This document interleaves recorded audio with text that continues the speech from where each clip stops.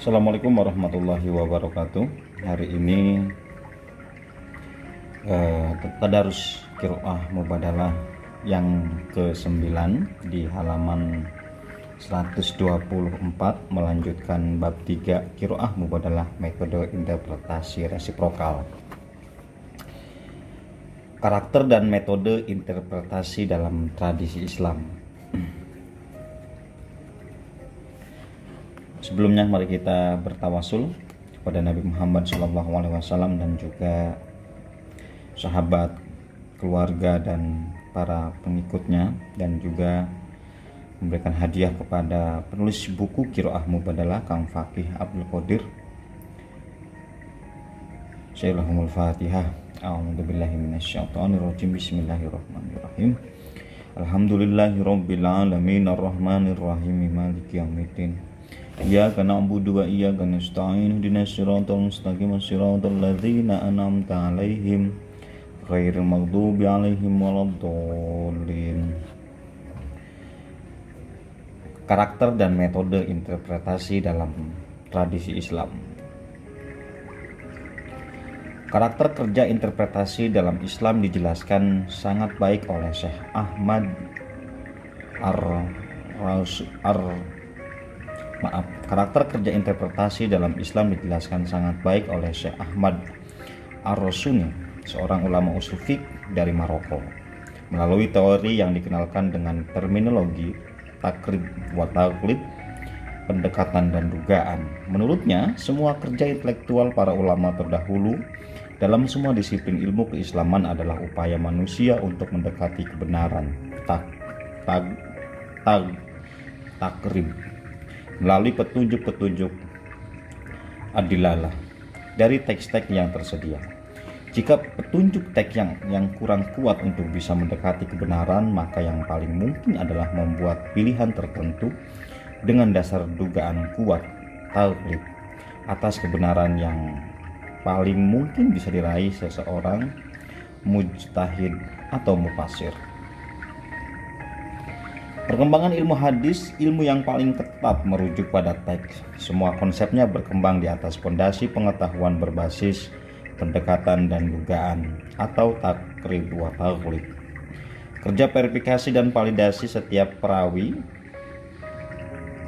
dalam jalur sanad hadis misalnya adalah kerja mendekati dan menduga kuat tentang orang-orang yang dianggap kredibel dalam menerima dan meriwayatkan hadis.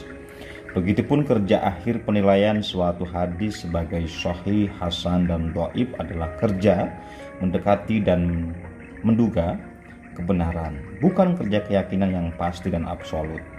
Konsep hadis ahad sendiri sebagai karakter dasar seluruh teks-teks hadis adalah berdiri di atas fondasi teori penghampiran dan dugaan kuat, bukan sebagai keyakinan yang paripurna. Disiplin ilmu lain, terutama tafsir, fikih, dan tasawuf adalah yang paling kentara menggunakan dan mendiskusikan teori penghampiran terhadap kebenaran dan dalam kerja-kerja interpretasi.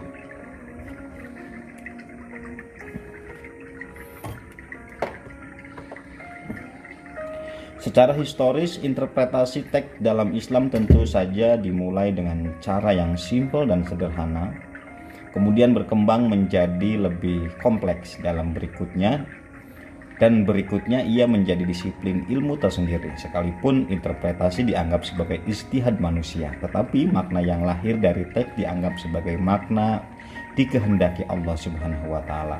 Ini karena dalam tradisi Islam, tujuan interpretasi adalah menemukan maksud Allah Subhanahu wa taala dari makna terkandung dalam teks. Menurut Imam Syafi'i, letak pondasi teori interpretasi dalam Islam dalam kitabnya Ar-Risalah bahwa semua kejadian yang menimpa manusia dapat ditemui penjelasannya dalam wahyu Allah Subhanahu wa taala, baik secara langsung dalam teks-teksnya Al-Qur'an dan hadis maupun secara tidak langsung melalui ijtihad para ulama. Jadi ijtihad manusia merupakan bagian dari cara Allah Subhanahu wa taala menjelaskan sesuatu melalui wahyunya. Sekalipun Imam Syafi'i berpendapat bahwa ijtihad yang ia maksud hanyalah metode analogi, kias, tetapi ia sudah membuka kemungkinan interpretasi manusia terhadap teks. Ijtihad seorang ulama dalam hal ini qiyas menurutnya adalah salah satu cara untuk mengungkapkan kehendak hukum Allah Subhanahu wa taala. Ijtihad seperti ini dilakukan untuk hal-hal yang tidak disebutkan secara eksplisit dalam teks, tetapi secara implisit makna yang dihasilkan dari qiyas bisa dianggap bagian dari makna teks. Ulama berbeda pendapat apakah Nabi Muhammad SAW melakukan kerja ijtihad dan interpretasi terhadap Al-Quran dengan akal beliau, ataukah hanya menyampaikan apa yang diturunkan dari Allah Subhanahu wa taala. Tapi yang pasti otoritas interpretasi masa Nabi Muhammad SAW berpusat pada beliau. Setelah Nabi Muhammad SAW wafat, otoritas itu menyebar dari berbagai individu di kalangan sahabat Nabi Muhammad SAW. Bahkan bertambah ke kalangan tabi'in atau murid-murid sahabat. Yang awalnya simpel, interpretasi kemudian mengalami berbagai perkembangan dengan menghadirkan berbagai metode, teori, dan pendekatan yang beragam dan kompleks. Para pemerhati ilmu tafsir membagi tipologi tradisi interpretasi ke dalam 3 pendekatan. Pertama, interpretasi berbasis teks, tafsir biriwayah bin naqli. 2, interpretasi basis logika akal, tafsir bidiriyah atau bil akli.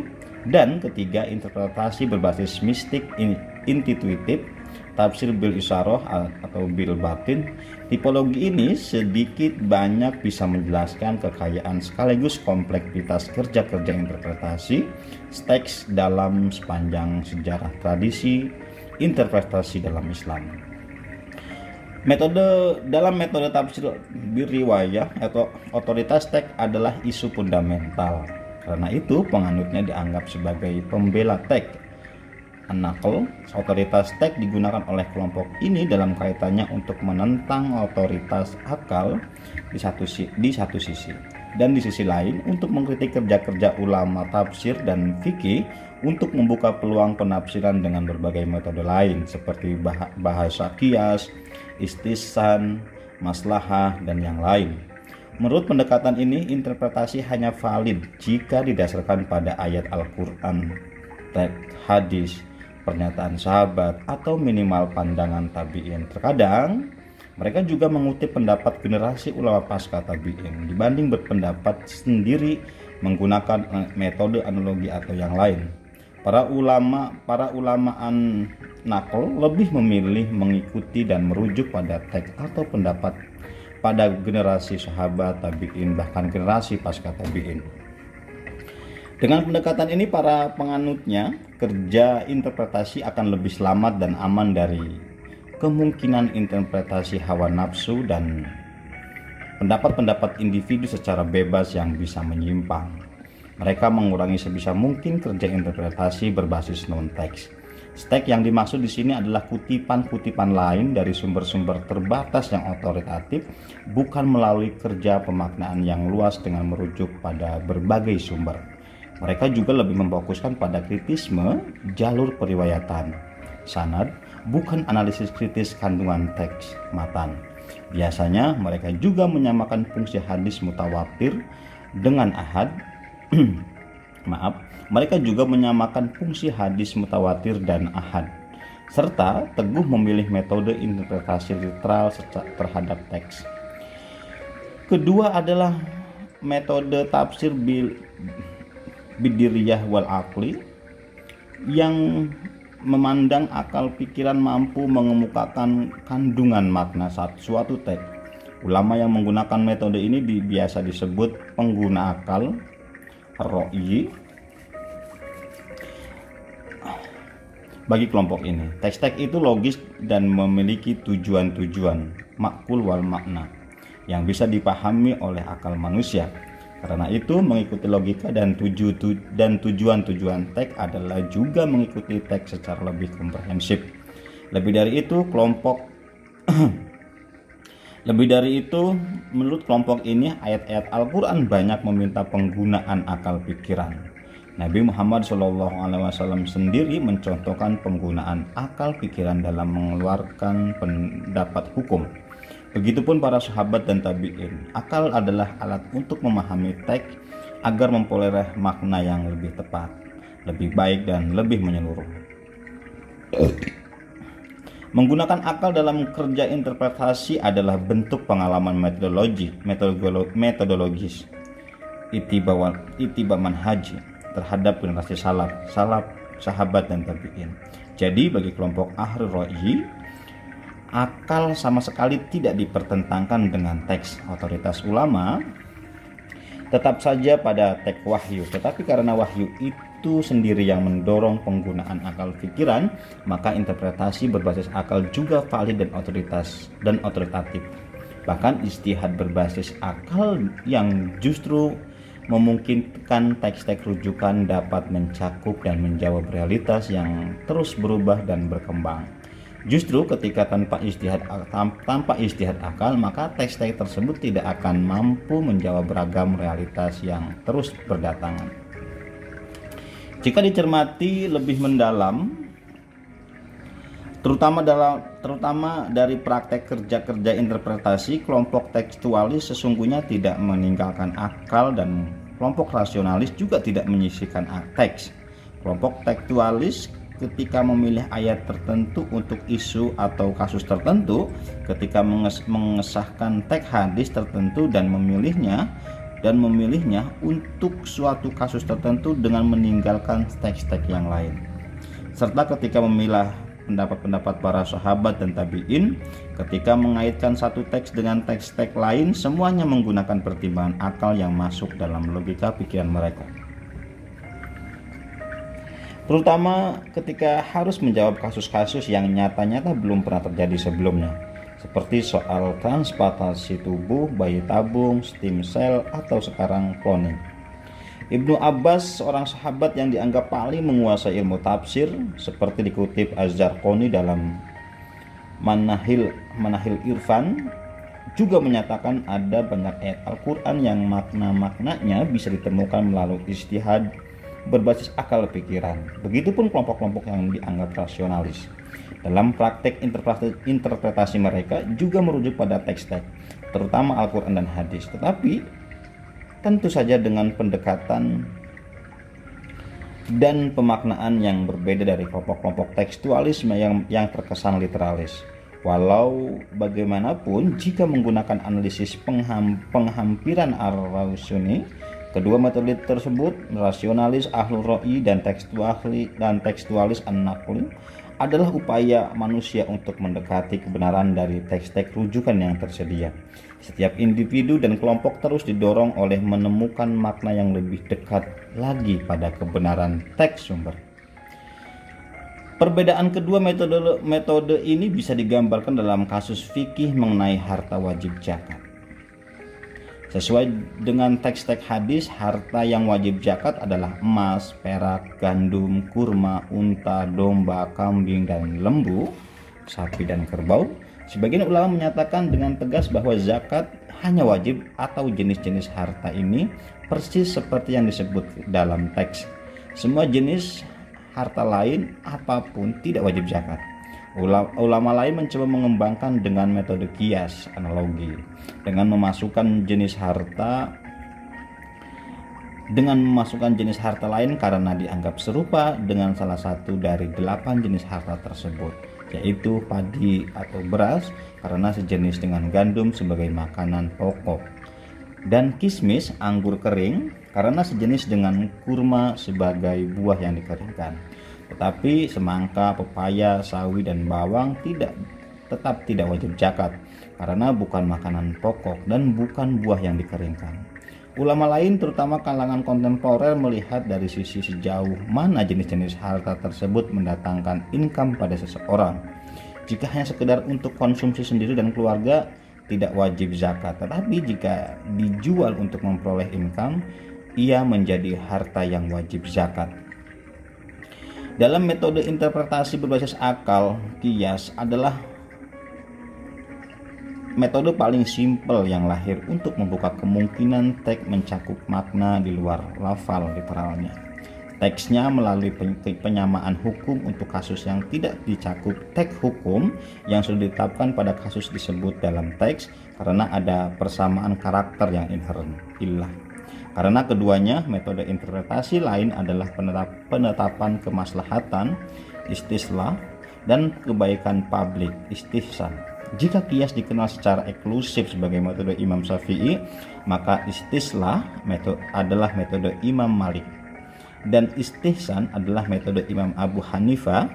Inti dari ketiga pendekatan ini menurut hemat saya bahwa teks itu memiliki semangat moral yang bisa dikenali melalui penetapan hukum yang dicontohkan secara literal pada suatu kasus dalam teks tersebut. Semangat moral ini bisa ditularkan ke kasus-kasus baru dan berbeda dengan ragam pendekatan yang lain.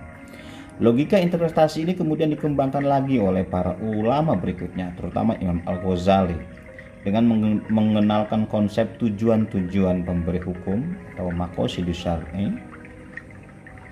Pada perkembangan berikutnya, konsep Imam Al-Ghazali ini lebih dikenal dengan tujuan-tujuan syariat, maqasidus syariah. Konsep ini berpusat pada prinsip-prinsip yang 5. Kuliyatul khoms, yaitu pemeliharaan jiwa, hibdun nafs, agama hibduddin, akal fikiran hibdul akli, kehormatan hibdul iard, dan harta hibdul mal.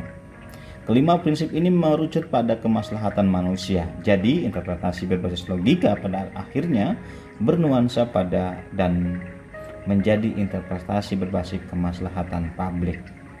Ulama-ulama klasik yang dikenal mendiskusikan interpretasi berbasis kemaslahatan adalah Abu Al-Husain Al-Basri, Fakhruddin Ar-Razi, Al-Qarafi, Izzuddin Ibnu Abdussalam, Ibnu Taimiyah, Ibnul Qayyim Al-Jauziyah, As-Shatibi. Karya klasik yang paling fenomenal dalam hal ini adalah Qawaidul Ahkam bil Masalih Al-An'am oleh Izzuddin bin Abdussalam dan Al-Muwafaqat oleh As-Shatibi. Sementara pernyataan yang paling monumental dalam metode interpretasi ini adalah kalimat Ibnul Qayyim Al-Jauziyah bahwa syariat Islam itu dibangun atas dasar-dasar kebijaksanaan, kearifan, dan kemaslahatan manusia, baik di dunia maupun di akhirat. Syariat seluruhnya adil, kasih sayang, maslahat, dan bijak. Oleh karena itu, setiap masalah yang keluar dari keadilan menuju kecurangan, dari kasih sayang menuju sebaliknya, dari kebaikan menuju kerusakan, dan dari kebijakan menuju kesewenang-wenangan, maka bukanlah syariat, sekalipun didukung oleh penafsiran. Tentu saja ada perbedaan satu ulama dengan yang lain, baik mengenai teorisasi maupun implementasi interpretasi teks berbasis kemaslahatan. Di antara ulama klasik yang mendorong secara lebih lugas, jelas, dan tegas tentang metode ini adalah Najmuddin At-Tufi, ulama yang bermadhab Sunni Hanbali. Menurutnya, tujuan utama dari teks adalah kemaslahatan. Dengan premis ini, ia berpendapat bahwa setiap kerja interpretasi harus dipastikan menghasilkan pandangan keagamaan yang menjamin kemaslahatan publik. Kemaslahatan yang nyata tidak mungkin bertentangan dengan teks yang valid. Begitupun sebaliknya, teks tidak mungkin melawan kemaslahatan jika terjadi pertentangan antara keduanya. Maka bisa jadi kemaslahatan itu belum nyata dan belum terverifikasi, atau makna yang dipahami dari teks adalah salah. Jika kemaslahatan sudah nyata dan berbeda dengan makna literal suatu teks, maka makna literal ini harus ditinggalkan. Sebab premis awalnya adalah bahwa kemaslahatan itu tujuan utama dari keseluruhan teks rujukan. Makna literal teks hanyalah bagian yang parsial semata dan bisa ditinggalkan untuk mencapai kemaslahatan yang lebih nyata. Sebelumnya ulama Mu'tazilah yang awalnya bermadhab Syafi'i, Al-Qadhi Abdul Jabbar, juga berpendapat bahwa keadilan adalah ajaran prinsip dari Allah Subhanahu wa taala dan lebih dulu dari teks-teks Al-Qur'an maupun hadis, sehingga jika ada teks yang terkesan bertentangan dengan keadilan, ia harus dimaknai secara metaforis agar sesuai dengan prinsip keadilan tersebut. Dalam ungkapan yang berbeda tetap memiliki semangat yang sama. Ibnu Rusdi Seorang filsuf bermadzhab Sunni Maliki juga berpendapat bahwa teks yang secara literal bertentangan dengan akal sehat harus dimaknai ulang secara metaforis agar sesuai dengan logika akal sehat. Ini karena keyakinannya bahwa teks syariat secara inheran mendukung akal pikiran. Metode interpretasi At-Tufi, Abdul Jabbar, dan Ibnu Rus tidaklah lazim bagi kalangan mayoritas ulama Sunni. Tetapi semua ini menandakan bagaimana panggung sejarah tradisi kesarjanaan Islam telah merekam dinamika yang berkesinambungan antara interpretasi berbasis teks dan yang berbasis akal pikiran dengan pijakan kemaslahatan. Logika interpretasi rasional ini telah menjadi bahan diskusi yang berkesinambungan di kalangan ulama tafsir dan fikih sepanjang peradaban Islam. Ia telah melahirkan berbagai kaidah-kaidah praktis dalam interpretasi dan penetapan hukum. Salah satunya adalah bahwa hukum itu berporos pada rasio legis illah, baik menetapkan maupun menegasikan. Al-hukmu yaruduru ma'a ilatihi wujudan wa adaman. Satu lagi, jika Anda menentukan kemaslahatan, maka disitulah syariat Allah berada. Di luar kedugaan interpretasi ini, tekstualis dan rasionalis, tradisi Islam juga merekam metode lain yang berbasis mistik inklusif, tafsir isyari, yang dikembangkan oleh para ulama tasawuf. Interpretasi intuitif ini tidak didasarkan pada literal teks maupun akal pikiran, tetapi lebih pada pengalaman spiritual yang bersifat ekskatalogis. Pendekatan ini menurut Az-Zarkashi sangat personal dan subjektif, serta tidak bisa diverifikasi dengan metode ilmiah. Ia lebih dekat dengan pengalaman-pengalaman yang bersifat pribadi yang subjektif, bukan analisis pemikiran yang objektif. Karena itu, menurutnya, makna hasil dari metode ini bukanlah termasuk tafsir. Dalam cara pandangan tasawuf, interpretasi keagamaan itu dibagi menjadi 3 level. Level awal atau awam yang lebih dinitik beratkan pada makna-makna literal yang mudah dipahami kebanyakan masyarakat. Level tengah yang memerlukan kerja intelektual tertentu untuk menggali makna dan terkandung yang lebih dalam dari makna di level pertama. Yang ketiga, level tinggi khawas al-khawas yang memerlukan latihan-latihan spiritual tertentu, riyadhah nafsiyah, untuk memungkinkan seseorang dapat memperoleh makna batin dari teks yang lebih dalam dari makna rasional di level kedua. Jadi, interpretasi berbasis mistik intuitif lebih menitikberatkan pada pengalaman spiritual seorang dalam kedekatannya dengan Allah Subhanahu wa taala. Sekalipun metode interpretasi intuitif ini ditolak oleh mayoritas kelompok tekstualis dan kelompok rasional, tetapi beberapa ulama bernama seperti Imam Al-Ghazali mengakui pendekatan ini, dan dalam karyanya yang kecil tapi fundamental, Al-Munqidh min Ad-Dalal, beliau membela secara gigih bahwa pendekatan Sufi dan Isari yang berbasis pengalaman spiritual langsung adalah justru puncak dari kebenaran, di atas kebenaran hasil dari akal pikiran dan sentuhan indrawi. Deskripsi di atas tentu saja terlalu singkat untuk menjelaskan dinamika kerja-kerja interpretasi yang sudah berlangsung lebih dari 15 abad lamanya, tetapi setidaknya itu sudah bisa menggambarkan spektrum perbedaan dan ragam pandang yang muncul dari kerja-kerja intelektual tersebut. Untuk mengakhiri diskusi ini adalah menarik mengutip pandangan Sufis Agung Syekh Ibnu Arabi yang menyatakan bahwa teks-teks rujukan itu secara kapasitas teologis memungkinkan untuk mencakup seluruh makna yang telah muncul dalam rentang sejarah tradisi Islam.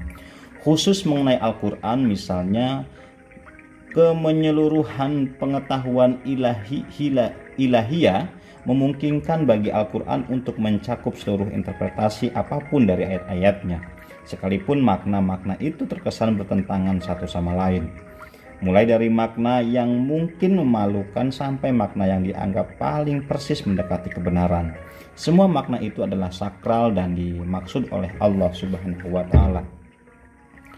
Tetapi tidak berarti semua makna tersebut diharapkan oleh Allah Subhanahu wa taala untuk diimplementasikan manusia dalam dunia nyata.